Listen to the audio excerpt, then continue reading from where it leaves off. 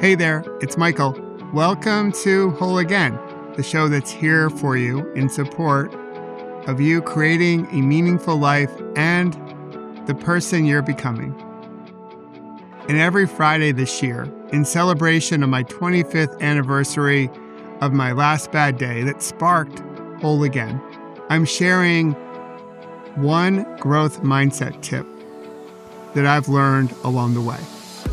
Now, some of these tips will hit the mark and you might weave them into your own formula for a meaningful life. And others will, they'll be just a bit outside, to quote from Major League, one of my favorite baseball movies.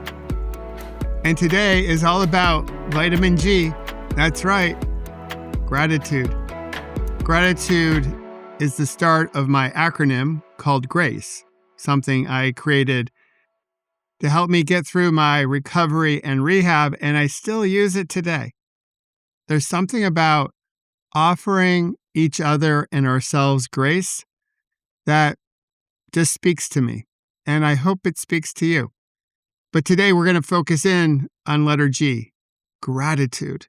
Now, I'm sure you know about the power of gratitude. You might even have your own gratitude practice.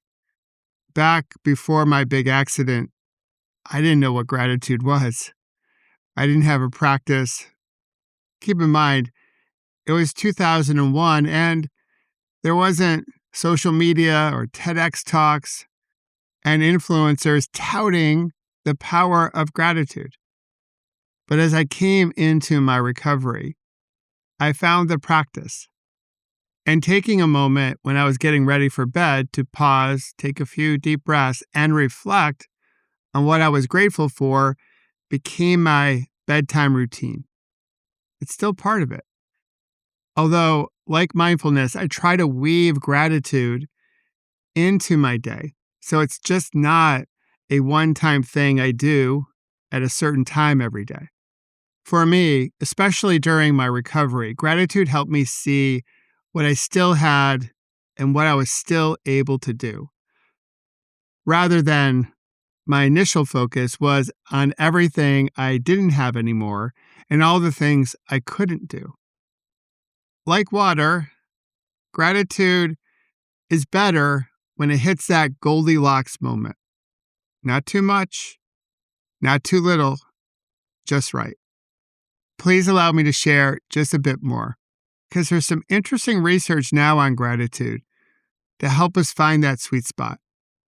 In essence, gratitude works when it tells the truth, not when it replaces the truth or tries to cover it up, or not when it tries to act as some motivational poster you put on your bedroom wall that tries to outshine what's really happening in your life.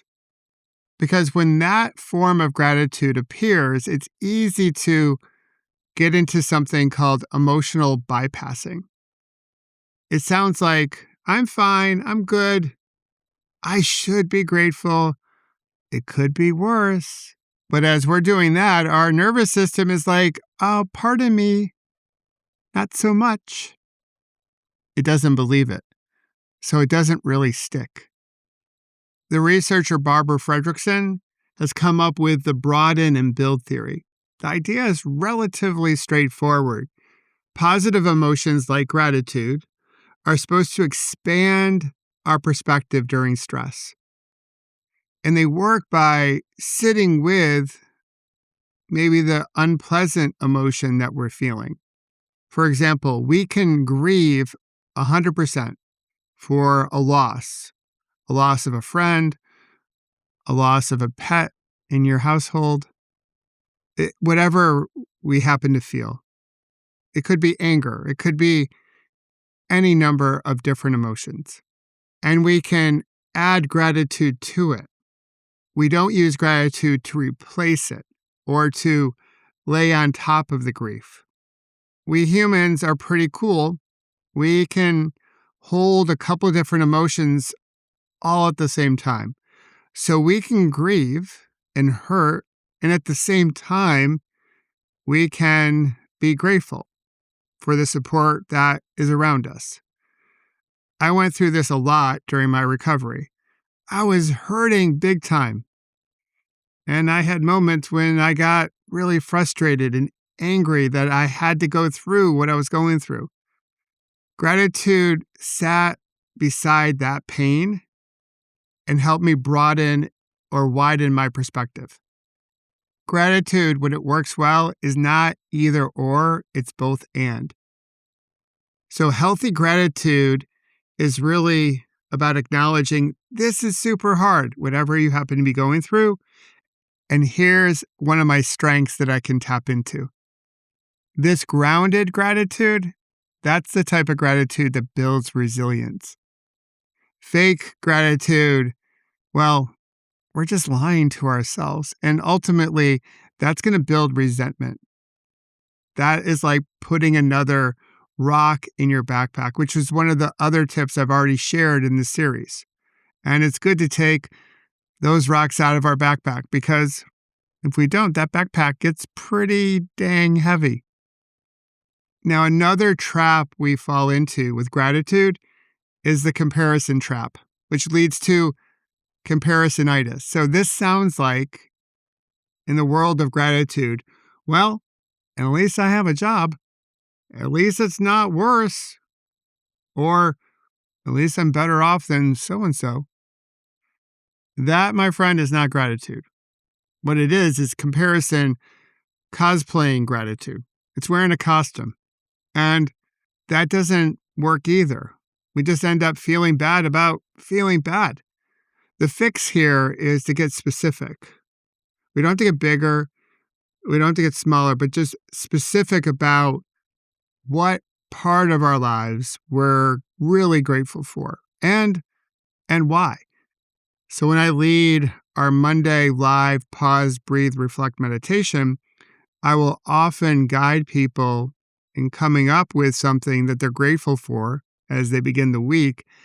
And we pull the thread on what about that thing that just bubbled up to the surface makes you feel grateful.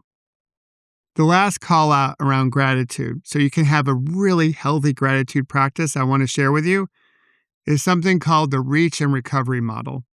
You might have heard people say, hey, did this happen to you or did it happen for you? Now that question, as we go through things, can come a bit too soon. When I was going through my recovery, that question came to me a bit too soon.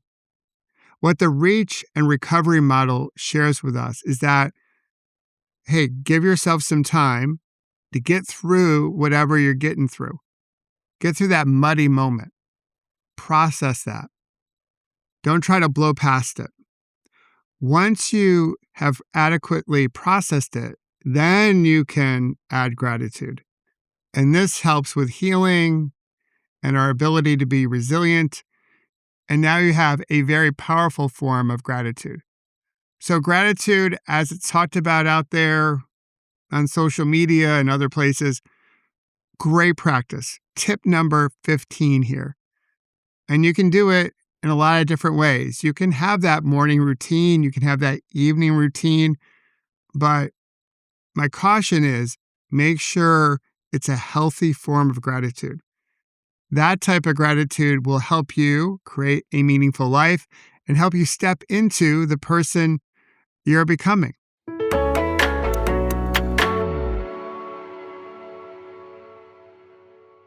And as always, thank you for being here. Thanks for listening. If this growth tip resonated with you, I hope you'll share it with someone you know. And I hope you'll come back on Monday. On Mondays, I share a microdose meditation with you to help you start your day off on the right foot. And we also do a live meditation every Monday and one every Friday. And there's an open invitation for you to join. And coming soon, between May and September, I'll be sharing a new series with you called A Perfectly Imperfect Union. It's a collection of conversations with everyday people like you in America and their reflections as America turns 250 years old this year. So look out for that in the next few weeks. And until then, or the next time we gather together, let's celebrate our scars as golden symbols of our strength and resilience, and have fun storming the castle.